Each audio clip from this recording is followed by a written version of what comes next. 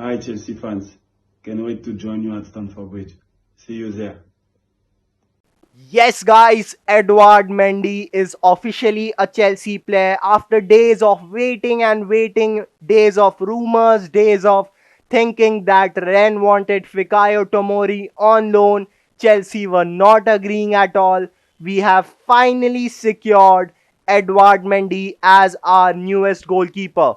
It is a very great addition to the squad and it helps us massively because we have suffered a lot under Kepa Arrizabalaga. We have all seen how much mistakes he makes every game against Liverpool too. That second goal should never have gone in. Sadio Mane, he just passed it to him. But enough of the Kepa talk. Let's focus on Edouard Mendy. Mendy is such a great player and such a great human being. He was suffering from unemployment when he was aged 23 and 25. A fourth division French side had just let him go and he filed for unemployment benefits. But now he's a goalkeeper of one of the biggest clubs, not only in England but in the whole world. How did this journey come in? It's just inspiring. It's just like N'Golo Conte, who was almost unemployed in the year 2011 and 12, but he won PFA Player of the Year in the year 2017. This just shows hard work pays off. This just shows that maturity pays off. And trust me, we have signed an absolute gem of a goalkeeper. He does not have a household name. Many of us did not know him before the transfer window began. He's not a Jan Oblak. He's not a Marc-Andre Ter Stegen. But don't worry, guys. He will become a household name. He will give in performances. He will improve majorly on Kepa. And that too for a very, very cheap price. Only 22 million pounds the transfer fee for Edouard Mendy. And it just shows us how good Marina Granovskaya is at her job. Once again, she has secured a signing. She has brought down the price for the player. Ren were asking for Fikayo Tomori and 30 million pounds, but she has brought that price down to 22 million. It's just amazing. She was criticized a lot during her earlier days, and it was good criticism. She did some bad transfers here and there, but this transfer window is a 10 out of 10. She has been spot on every transfer. Kai Havertz, Thiago Silva, Ben Chilwell, Hakim Ziyech, Timo Werner, Malang Sarr, and now Edouard Mendy. It's just amazing to see how good our team is this season, and I'm expecting at least a top 2 finish if we manage to mingle together in the next few weeks and the team works out quite well. Let's now move on to some match, you can say, review of Chelsea versus Barnsley. Spoiler alert, we won 6-0. Yes, guys, 6-0 versus Barnsley. I thought there would be some competition, but we absolutely just drove over them and demolished them. 6-0 to our favor. Willy Caballero, super performance. The first 15 minutes, Barnsley looked like they would score a goal or two for sure, but Willy Caballero between the sticks is much, much better than Kepa Arrizabalaga. Caballero made a total of 9 saves yesterday, which is one more than the total number of clean sheets Kepa had last season. That is 8. This just shows how bad Kepa is and how good and how much needed Edouard Mendy was. Moving on to the back line, Thiago Silva made his debut, which was not expected because I thought he would be rested for West Bromwich Albion. I mean, by rest, I mean he would train more and get into some more match fitness, but he was given a deserved 60 minutes and he performed very, very well in those minutes.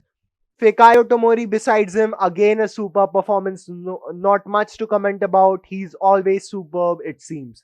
Ben Chilwell also had an assist, and it was just amazing to see him on the pitch for Chelsea wearing Chelsea colours. And Aspilicueta, as always, our captain, he defends the same way he did 7 years ago. His consistency is unmatchable, Mr. Consistent as Piliqueta. Moving on to the midfield, Kovacic started with Barkley and Kai Havertz. Havertz played at the number 10 position. Yes, guys, the number 10 position for the first time, and just ruled our hearts and ruled the goals as well. A hat trick for him, the first hat trick for him in his senior career. Marcus Rashford has 0 hat tricks and he has been playing for like 4 or 5 years in English football. And Havertz had a hat trick in his third match.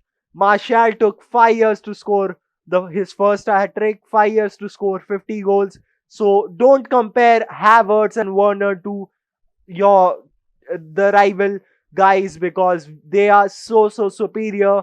It is not even fair. Moving on to some wingers, Emerson was playing right wing. It was quite surprising later on the match, but he did quite well, and it just shows we have a lot of versatile players in the squad. Callum Hudson-Odoi, I'm not too happy with his performance. He was okayish, but it just shows that Lampard is right. He has to give more in the training. He has to be more of a ball chaser. He has to give more. He has to run more on the pitch. It's just like Christian Pulisic. He was not played a lot, Pulisic, by Lampard in his earlier days. But once after the lockdown, he came back. He trained hard before it, and he just scored a lot of goals for us. Callum Hudson-Odoi, just respect Frank Lampard, and he knows what's best for you, what's good for you, and just follow his advice. Mason Mount was superb, and if anyone else says anything else, I will not agree with him. He was superb, and it was just amazing to see him play. It just shows he's a much better player than Callum Hudson-Odoi now. Right now, I'm not saying about potential. Right now, he's a hard worker, he's a runner, and he does things that Lampard likes. On to the striker, Tammy Abraham. What a guy.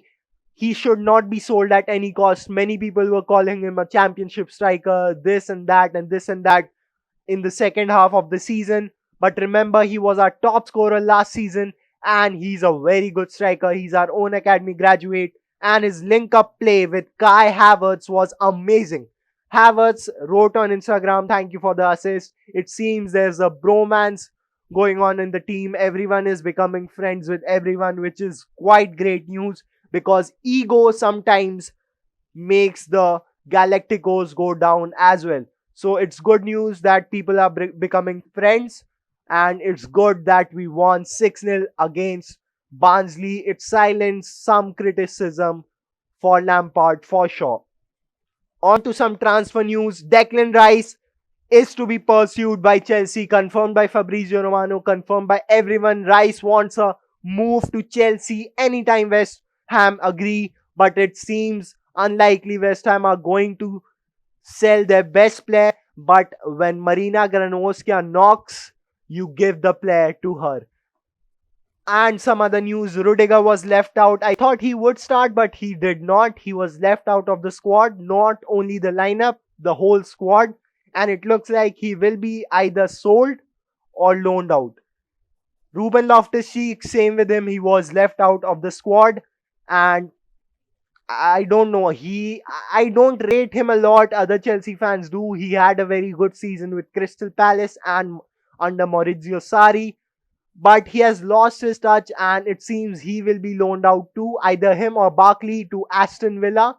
And I hope he gets his form back. I hope he does well in Chelsea colours next season. Some training news too. Pulisic and Ziyech have started training. It's all good news around Chelsea. 6-0 win. Main players have come back. People have started training. Thiago Silva started. Ben Chilwell played. It's all good. That means we should be able to see Pulisic and Ziyech in Chelsea colours in an official match very soon. So that's it for now, guys. That's it for the Chelsea news update. My first 10-minute plus video. I guess it's been an amazing journey with all of you so far. 3,200 subscribers so soon. So help me reach it. For daily Chelsea content, subscribe to the channel. Thank you so much for watching and see you next time.